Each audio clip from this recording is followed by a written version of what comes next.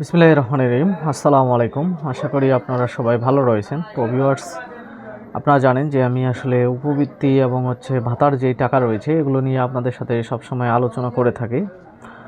তো তারই পরিপ্রেক্ষিতে আজকে আসলাম আপনাদের সাথে একটা বিষয় আলোচনা করতে, যে আসলে আমি কিন্তু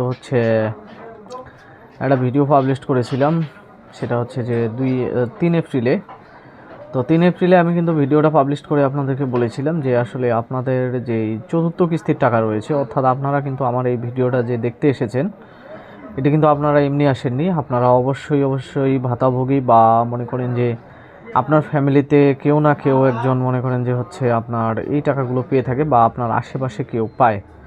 তো তারই পরিপ্রেক্ষিতে কিন্তু আপনারা আমার এই ভিডিওটা দেখতে এসেছেন। তো যেহেতু আমার এই ভিডিওটা দেখতে এসেছেন, আজকের এই কন্টেন্টটা কিন্তু আসলে খুবই গুরুত্বপূর্ণ।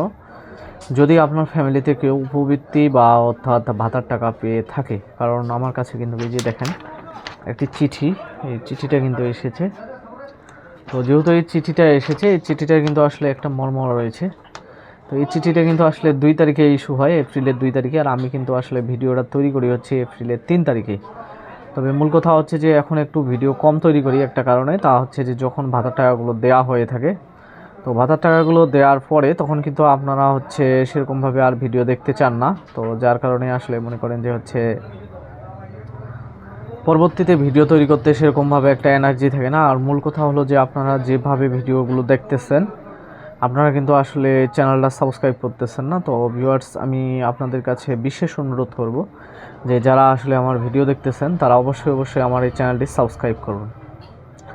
তো ভিউয়ার্স, আমি আপনাদেরকে একটা বিষয় বলতে চাই, সেটা যে আপনাদের কিন্তু যে ভাতার টাকাটা রয়েছে বা উপবৃত্তি রয়েছে, উপবৃত্তি এটা কিন্তু আসলে যে সারা বছরে 2টি কিস্তিতে কিন্তু পরিশোধ করা হয়ে থাকে।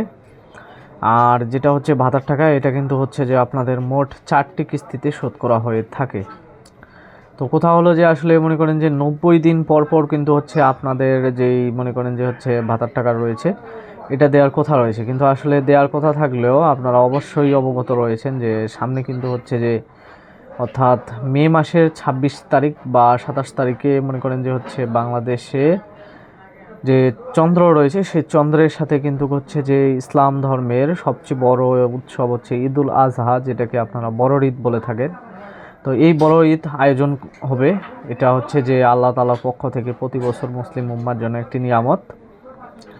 তো যেহেতু মনে করেন যে আপনারা এটাকে বড় ঈদ বলে থাকেন, তো এই বড় ঈদে আপনাদের যে আনন্দটা রয়েছে, অর্থাৎ আপনারা যে পরিমাণ মনে করেন যে আনন্দিত হন, সে আনন্দিত হওয়ার কারণে কিন্তু যে আপনাদের আনন্দটাকে আরও দ্বিগুণ করার লক্ষ্যে কিন্তু আপনাদেরকে মনে করেন যে টাকাটা দেওয়া হবে। সেটা কি টাকা দেওয়া হবে আমি অবশ্যই বলবো আমার ভিডিওর শেষে। সেখানে কিন্তু যে একটি টাকা দেওয়া হবে। তো এই টাকাটা, এটা মনে করেন যে আপনারা এখন ধারণা নিতে পারেন। আপনারা হয়তো অনেকেই ধারণা করতেছেন যে সেটা কি বয়স্ক ভাতা, নাকি বিধবা ভাতা, নাকি মনে করেন যে প্রতিবন্ধী ভাতা, বা মনে করেন যে উপবৃত্তি। কারণ উপবৃত্তিটা এটা কিন্তু আসলে অনেক দিন ধরেই কিন্তু আপনাদের যে কাঙ্ক্ষিত উপবৃত্তিটা রয়েছে, সেই উপবৃত্তিটা কিন্তু আসলে দিচ্ছে না। তো যেহেতু অনেক দিন ধরেই মনে করেন যে আপনাদের কাঙ্ক্ষিত উপবৃত্তির টাকা দিচ্ছে না, তো এখন আপনাদের মনে দ্বিধা একটা দ্বন্দ্ব থেকে গেল যে আসলে কোরবানির ঈদের আগে, মোট কথা হলো যে কোরবানির ঈদের আগে আসলে কোন টাকাটা দিবে। সেটা কি বয়স্ক ভাতা দিবে, নাকি বিধবা ভাতা দিবে, নাকি আপনাদের মনে করেন যে উপবৃত্তির টাকাটা দিবে।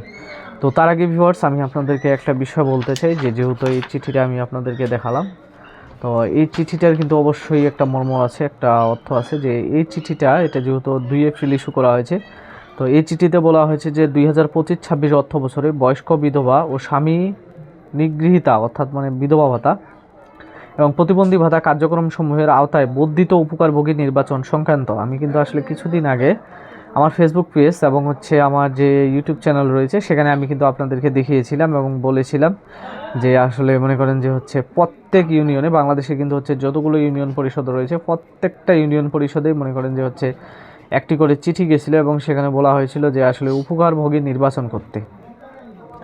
তো যেহেতু মনে করেন যে উপকারভোগী নির্বাচন করতে বলেছিল, তো তারই পরিপ্রেক্ষিতে এখানে বলছে যে উপযুক্ত বিষয় ও সূত্রে, আমি কিন্তু এই চিঠিটার মধ্যেই বলে দিব যে আসলে আপনাদের উপবৃত্তি ও ভাতার টাকাটা কবে দিবে, যেটা আপনারা জিজ্ঞাসা করতেছেন।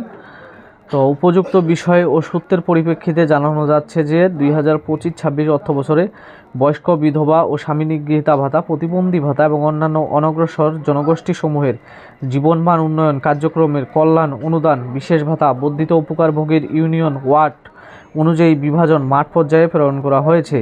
বিভাজন মাঠ পর্যায়ে প্রেরণের পর ইতিমধ্যেই 1 মাস অতিক্রম হয়েছে। চলতি অর্থ বছরের চতুর্থ কিস্তির পেরোল অপশন আগামী মে মাসের মাঝামাঝি চালু করা হবে বিধায় বর্ধিত উপকারভোগীর নির্বাচন চূড়ান্ত করা আবশ্যক। তো আমি যে আসলে বলেছিলাম যে মে মাসে কিন্তু হচ্ছে পেরোল হবে, তাহলে দেখেন যে আমার কথার সাথে আসলে কতটা মিল রয়েছে। 100% আমি যে কথাগুলো বলবো সেগুলোর সাথে অবশ্যই 100% মিল থাকবে।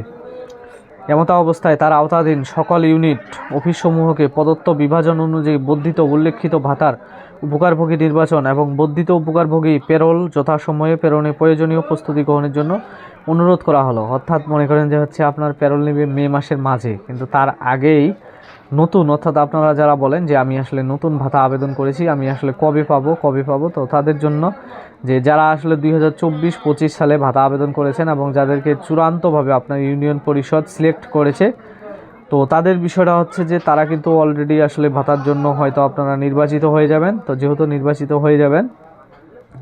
হয়ে গেলে আপনারা কিন্তু আর বেশি দিন নেই, মানে আমি যেটা বলেছি যে আসলে ঈদুল আজহার আগে আপনারা কিন্তু ভাতা এবং উপবৃত্তি অর্থাৎ উপবৃত্তির টাকার জন্য আপনারা যারা ভিডিওটা এতক্ষণ ধরে দেখতেছেন, ভাতা এবং উপবৃত্তি আশা করি যে দুটোই পেয়ে যাবেন। আর যারা হচ্ছে আমার চ্যানেলে নতুন রয়েছেন তাদেরকে বলবো যে চ্যানেলটা সাবস্ক্রাইব করুন, আর অন্যকে জানিয়ে দেওয়ার জন্য অবশ্যই ভিডিওগুলো যথেষ্ট পরিমাণে শেয়ার করবেন এবং এভাবে আপনারা আমার সাপোর্ট করে পাশে থাকবেন। ধন্যবাদ।